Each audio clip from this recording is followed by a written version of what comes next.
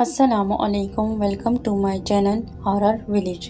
تمام videos updates کے لیے ہارر ولیج کو سبسکرائب کر کے بیل نوٹیفیکیشن کو آن کر دیں۔ تو آئیے سنتے ہیں آج کی ویڈیو میں کسی کی زندگی پر بیتی سچی اور ناقابل یقین کہانی۔ میں نے اپنی جگہ سے اٹھنے کی کوشش کی تو اس نے جلدی اپنے خوبصورت ہاتھوں کو آگے بڑھاتے ہوئے اور آہستگی سے میرے کندھوں کو پکڑتے ہوئے کہا، نہیں نہیں، لیٹے رہو، ابھی تمہیں مکمل آرام کی ضرورت ہے۔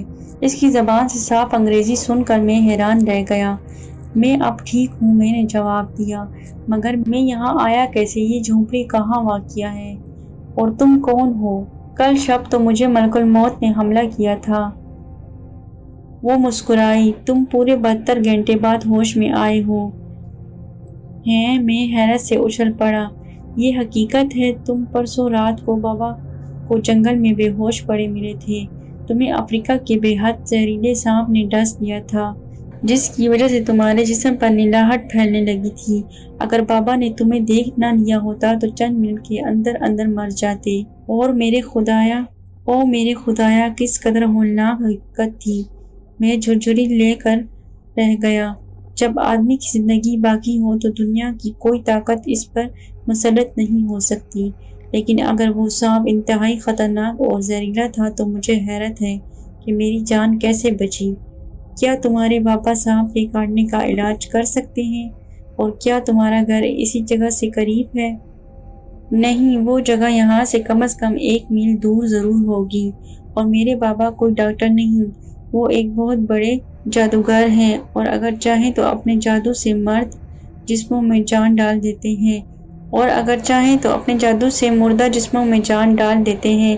اس حسینہ نے بڑے فخر سے کہا، جادوگر؟ تمہارا مطلب یہ ہے کہ انہوں نے مجھے جادو کے زور سے ٹھیک کیا ہے؟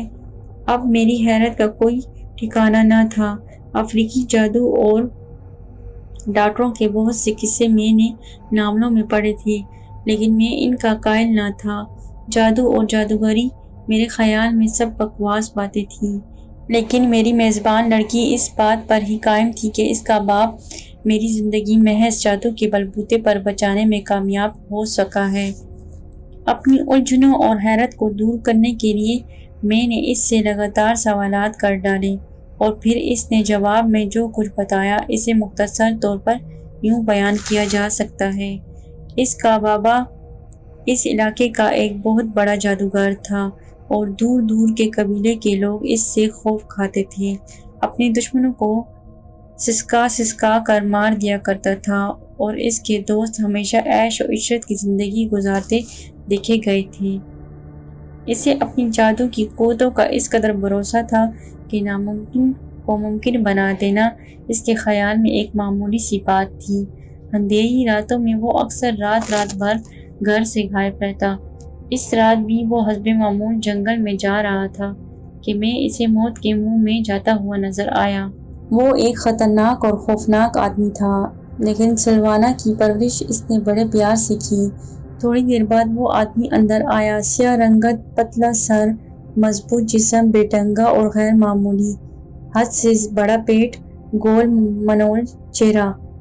سر پر چھوٹے چھوٹے گھنگریالے بال تھے، آنکھیں گول اور روشن تھیں جن میں ایک شیطانی چمک۔ بظاہر وہ ہر اعتبار سے ایک انسان نظر آ رہا تھا، لیکن اس کے باوجود اس کے چہرے میں ایک بات ضرور تھی جو اسے انسان سے زیادہ کوئی شیطانی مخلوق ظاہر کرتی تھی۔ مجھے ہوش میں دیکھ کر اس کے موٹے موٹے اور گول ہونٹوں پر ایک مسکراہٹ پھیلنے لگی۔ اس رات لومبا نے جھونپڑی سے باہر جانے سے پہلے مجھ سے مخاطب ہو کر کہا، میں ایک ضروری کام سے جا رہا ہوں، ہو سکتا ہے واپسی میں دیر ہو جائے، یا شاید صبح تک نہ آ